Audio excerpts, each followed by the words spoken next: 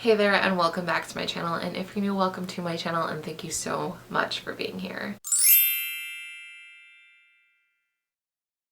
Now, I already attempted a version of this video. Honestly, I kind of scrapped it because I didn't feel like what I was saying was what I meant, and I didn't feel like I knew where I was going. I took a poll on Twitter and on my Snapchat asking the viewers what they wanted to see, and it was very apparent a lot of you wanted me to talk about being an apple shape. Now, if you don't know what an apple shape is, it's just a way of describing a certain body type. Apple shapes typically carry a lot of their weight in the front and their belly. They typically have a lot of back fat. In my case, they don't have large hips or large butts.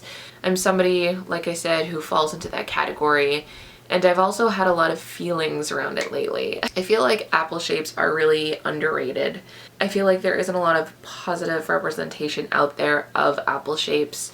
And I don't want to like point fingers at anyone. By no means do I think it's malicious, but I've noticed a trend within the body positive community that centers a lot around pear shapes or hourglass shapes of plus size women. And by no means are their bodies wrong. There's no wrong way to have a body, but for people like me, and maybe for you, it can kind of make you feel left out. And that's not a great feeling to have, nor is it a great message to portray when the whole movement is about accepting fat bodies. I don't think I'm the only one that's noticed this, to be honest. I think there's a lot of people that feel this way.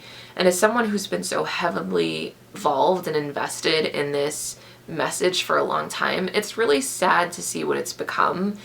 I do think a lot of progress has been made, but at the same time, I feel like a lot of people have been left behind. It's sort of just become another like mainstream version of hot. It sucks. I mean, for lack of a better description, it sucks.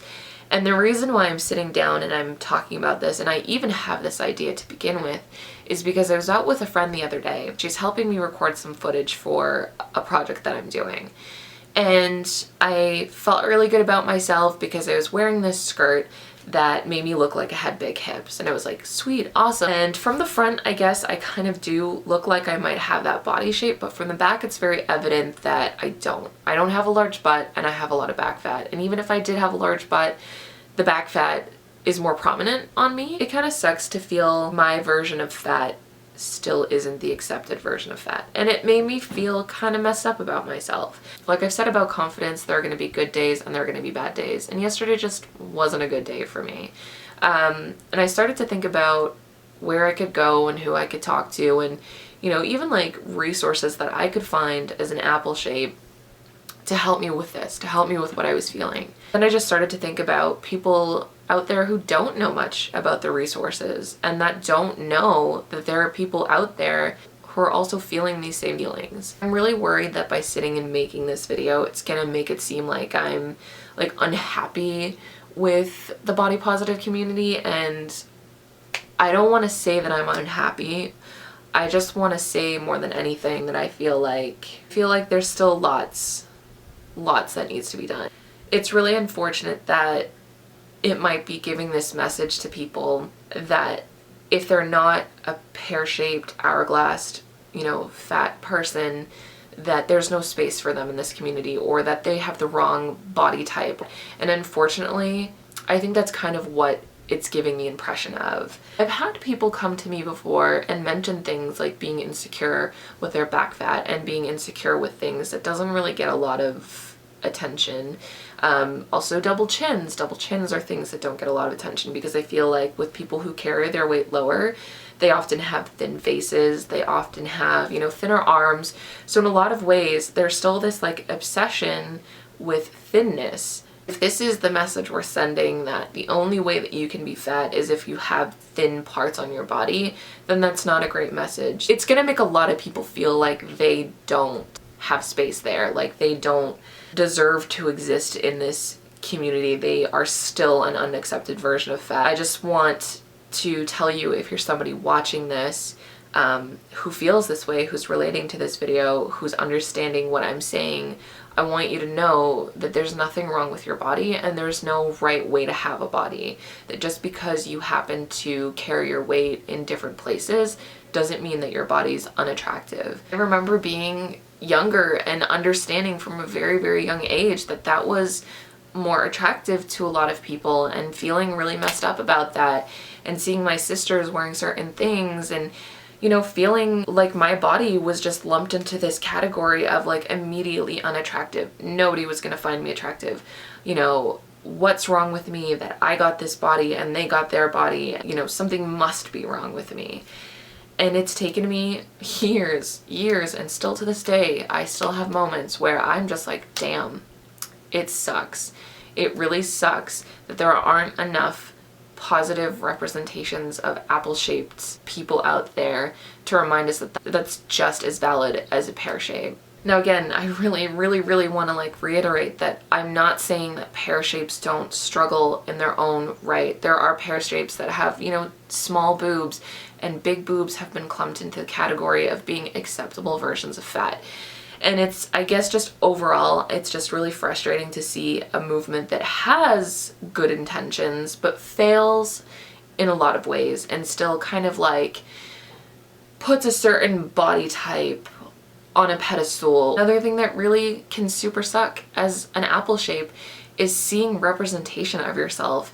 And as somebody who loves shopping online, when I started shopping online, I was obsessed with the whole like tight skirt look.